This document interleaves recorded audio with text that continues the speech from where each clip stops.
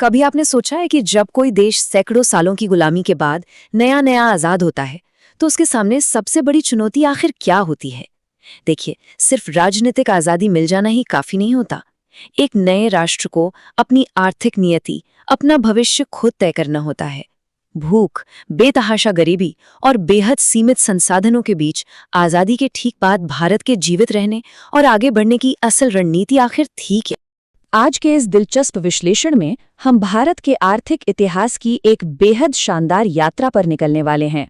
हम गहराई से जानेंगे कि कैसे भारत ने 5-5 साल के लक्ष्य तय करके अपने विकास की दिशा तय की। ये सिर्फ कुछ नीतियां नहीं हैं, बल्कि एक कहानी है भारत की उन 12 पंचवर्षीय योजनाओं की, जिन्होंने सच में इस देश को एक कृषि प्रधान अर्थव्यवस्था से आज की एक आधुनिक विश्व शक्ति में बदल कर रख दिया।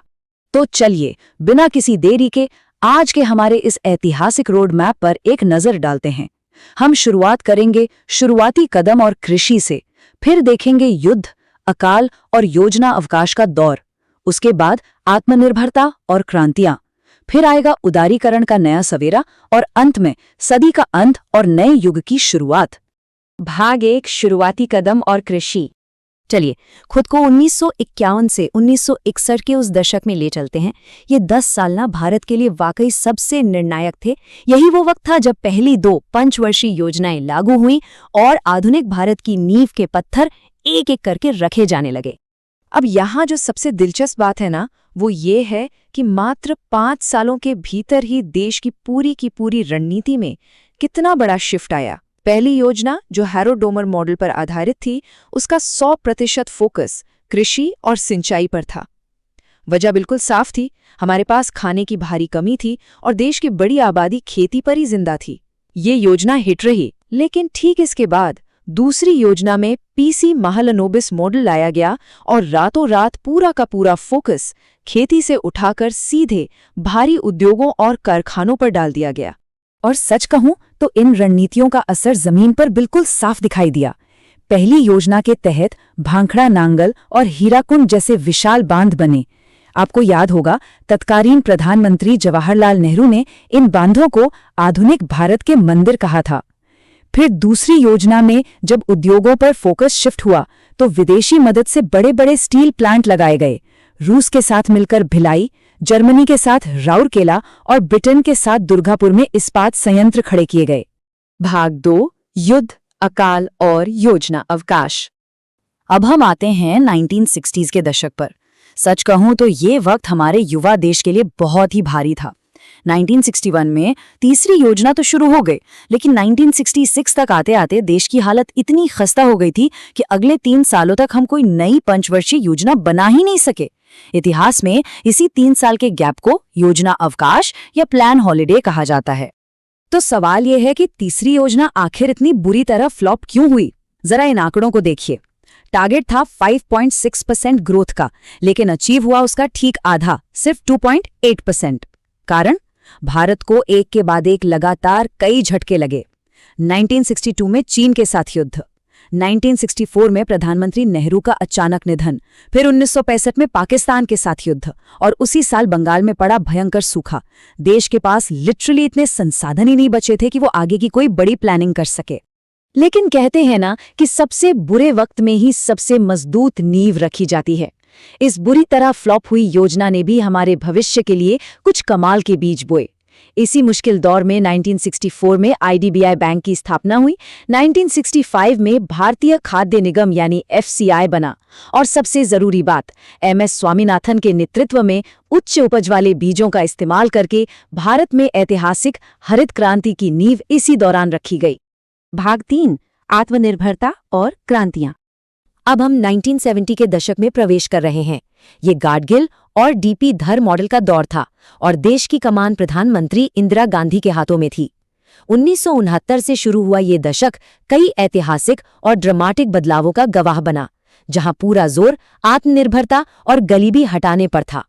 अब जरा इस नंबर 14 पर गौर कीजिए। ये कोई मामूली नंबर नहीं है।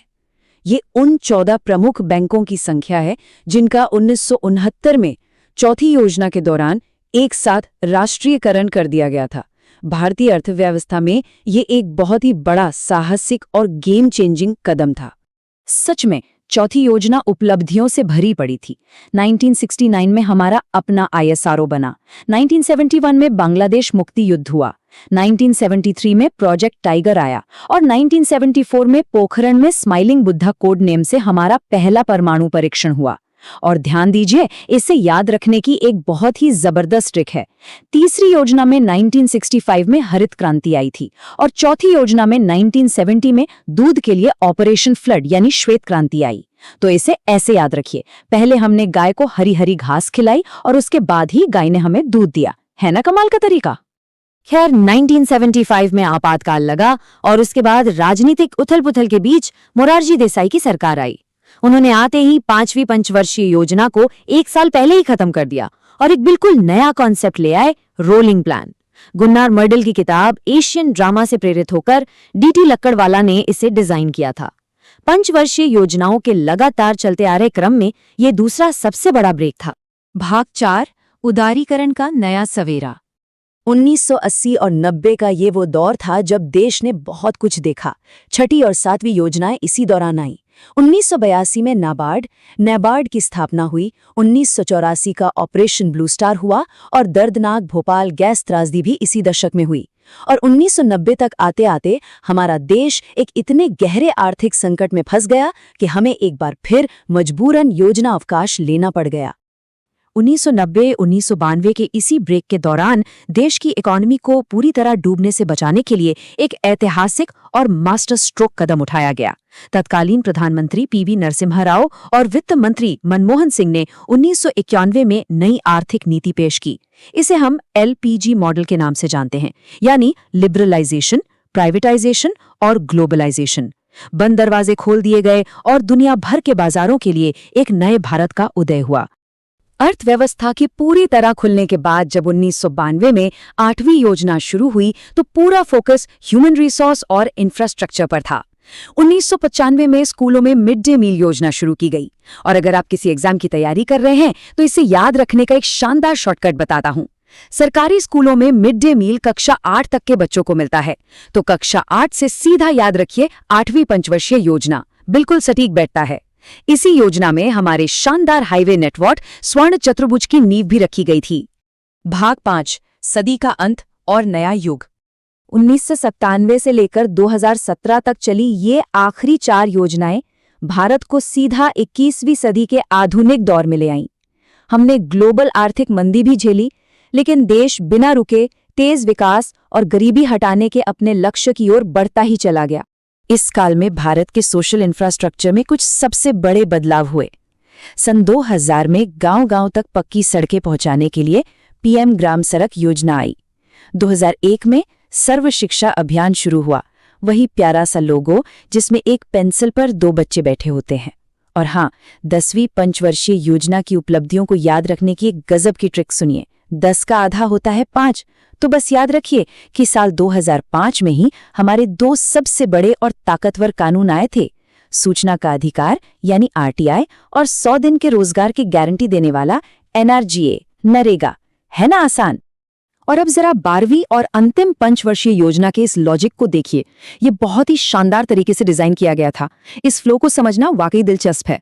स्टेप 1, 2013 में खाद्य सुरक्षा अधिनियम आया ताकि सबसे पहले लोगों का पेट भरे, उन्हें खाना मिल सके। स्टेप 2, 2014 में जनधन योजना आई ताकि उन लोगों के फॉर्मल बैंक खाते खुल सके। और स्टेप 3, 2015 में मुद्रा योजना आई ताकि जो खाते खुले हैं उनमें बिजनेस के लिए लोन या पैसा आ सके।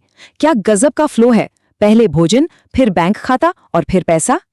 तो दोस्तों, दशकों तक देश की इकोनॉमी को दिशा दिखाने के बाद आखिरकार 1 जनवरी 2015 को योजना आयोग के उस लंबे युग का अंत हो गया और उसकी जगह ली नीति आयोग ने। आज का भारत अब 5 साल के उन पुराने और सख्त पैमानों से काफी आगे बढ़कर एक नए, तेज और अधिक लचीले युग में प्रवेश कर चुका है। तो अंत में सबसे बड़ा सवाल और सोचने वाली बात यही है कि 1951 के उस बेसिक कृषि मॉडल से शुरू होकर आज के इस हाई टेक और डिजिटल दौर तक पहुंचने वाला हमारा भारत अब नीति आयोग के साथ अपनी कामयाबी की अगली कहानी कैसे लिखेगा? इसके बारे में आप क्या सोचते हैं?